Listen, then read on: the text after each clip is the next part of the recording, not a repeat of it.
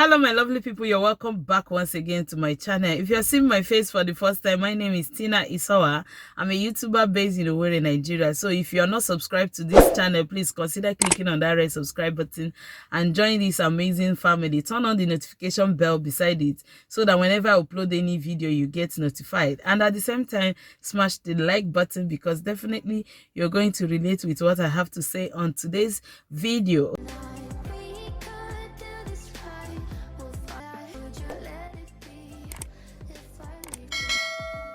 So on today's video, I just want to talk about June 12th. In case you don't know, I'm a Nigerian, yes. And June 12th is recognized today as Democracy Day. And democracy is more like we moving from military regime to democracy. And what is democracy? It simply means government of the people, by the people, and for the people. Government of the people. Who are the people? We, the masses, are the people. By the people, that is, we decide on what happens in the government. And for the people, that means even if you're sitting on the throne of authority, that you are for the people and you are supposed to be for the people. That's simply what democracy means. And a lot of things went behind this June 12th that made it to be declared Democracy Day. But before I go in there, I want to give a special shout out to my beautiful, amazing, gorgeous, sexiest mother-in-law. Today is her birthday.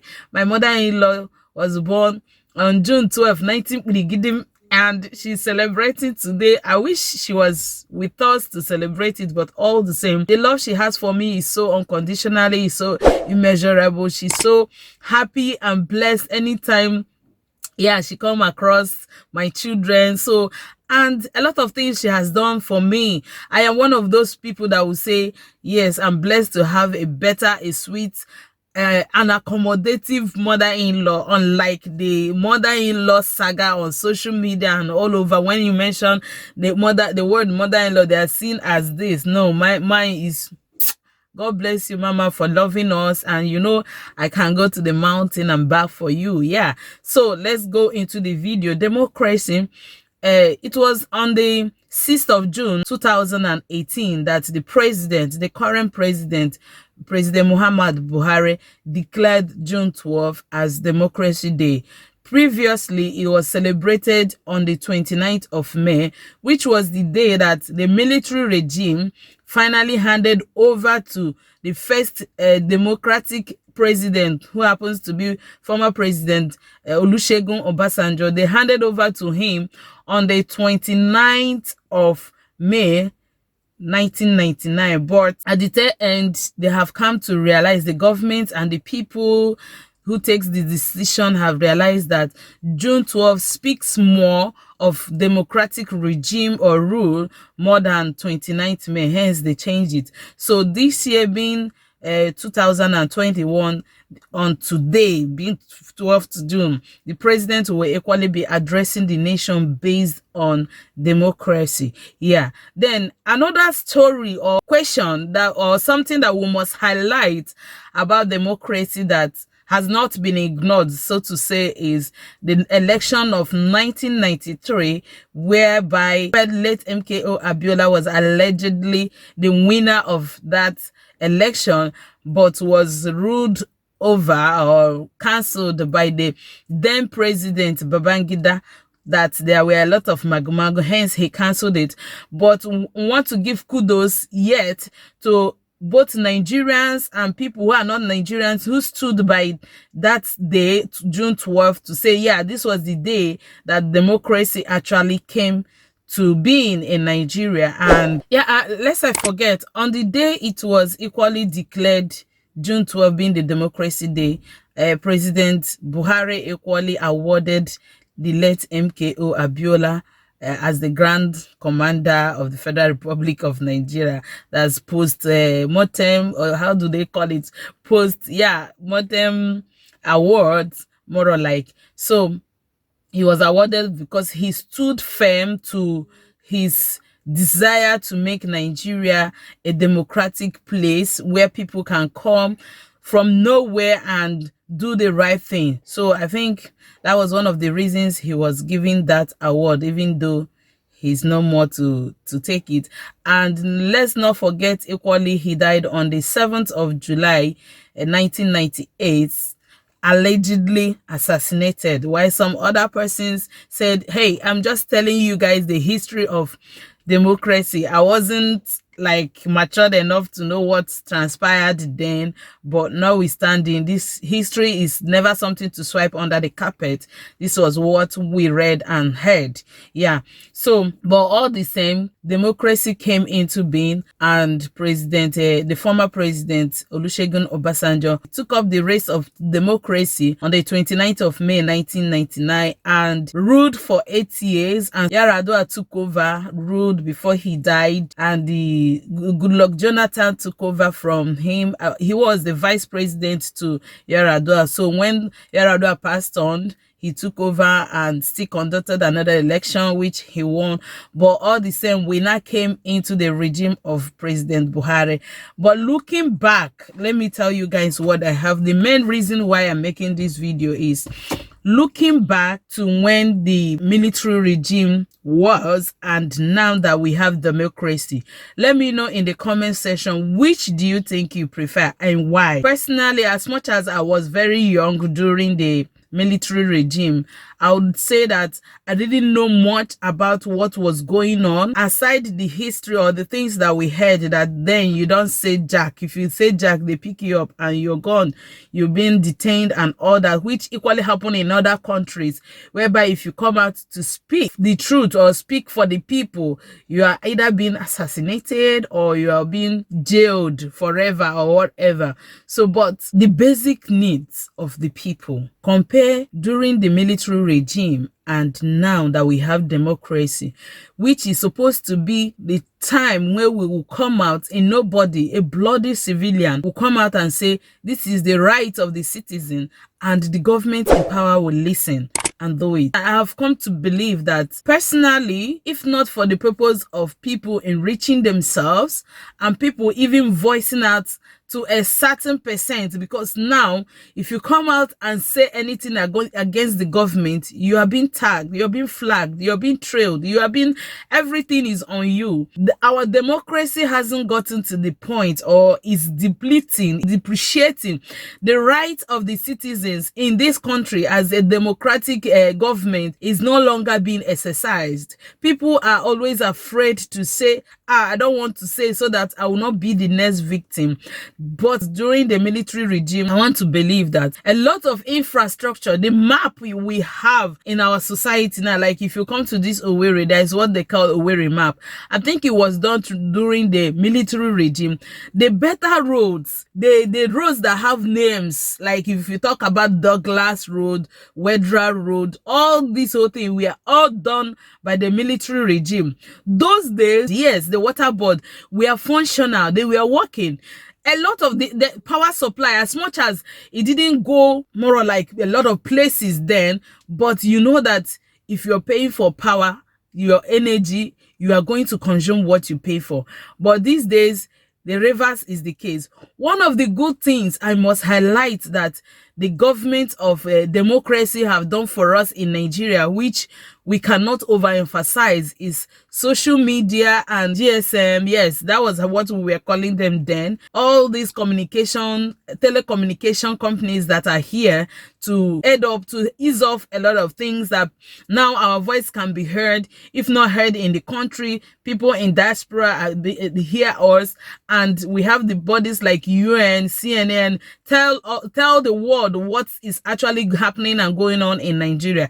That's one of the benefits of government of democracy. Aside that, I want to believe those days when they give contracts, that's during the regime of the military, if they give you contracts to do a road and they tell you what you should do, corruption was then, but the corruptness or the nakedness or the practice of corruption these days is like, oh my God, how do I say it? It's like, it's a trend. Just bring it to the table. How do we share it? Take yours, I take mine. We all good. And no one comes to say anything. I live in a road whereby different governments, I have stayed in where I live now for over 5, 6, 7, 8 years now. And different governments have come and awarded that same road. And you find out that the contractors are either doing nonsense or nobody is questioning them. Why? Because in a situation you are awarding me a contract to fix a road and the actual price of to fix the road is 100 naira. You tell me to go and write proposal of 1,000 naira. I write 1,000 naira. At the end of the day, you are paying me that 1,000 naira and at the same time telling me to give you 950 naira. I hope we understand. You tell me to take 950 naira. Hence, the contractor have to take 50 naira to go and fix the road. He or she will go there, share the money, do rubbish there and go, because you have taken a large chunk of the money. You cannot either question him or her to say, why didn't you do the job? And hence, corruption is increasing. I want to equally highlight this. I always say this in almost all my videos that I have something like politics to discuss. If you're working, you're doing whatever you're doing, you're not thinking about a positive legacy.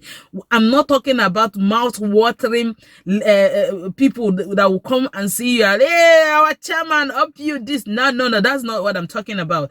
If you are a wife, you are a woman, you are a daughter, you have a role to play when it comes to making this country a better place. For it, as much as the minds of the citizens are dubious, I have to say that even a woman selling crayfish in the market, aside your expenditures, your stress, everything that you have to quantify monetarily to make gain from your business, you don't need any reason to, like, you bought a goods of 10 naira, your expenses, everything is 10 naira. Instead of you to sell that market maybe 22 naira, you decide that you want to sell it at 15 naira because you want to make a large chunk of money.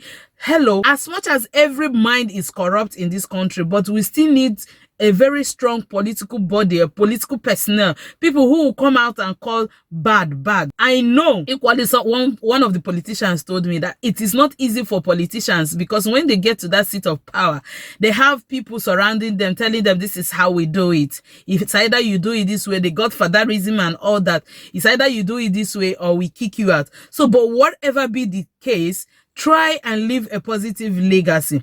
If we are sharing billions, we always hear billions of money being shared in different states from the federal allocation. At the end of the day, you ask yourself, what are this money being used for? In some offices these days, we don't have people like messenger. We lack staff, and the government are busy bringing money and squandering it. Democracy is going off democracy. If you say they pick you up, it's no longer, this is like standing in the umbrella of democracy and committing military crimes. Let us face the reality. That is actually what I have come to say today. Personally, I will rate that of military regime, as much as I know that they were doing money laundering. That's what we had in the news and social media.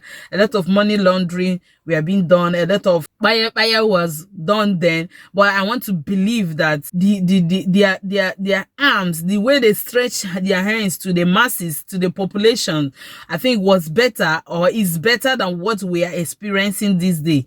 You do not have power supply, you pay for that, no one gives you and no one comes out. Meanwhile, we have bodies who are supposed to fight for us, but they are no longer doing anything. So my people, let us use this opportunity equally to pray for our dear country.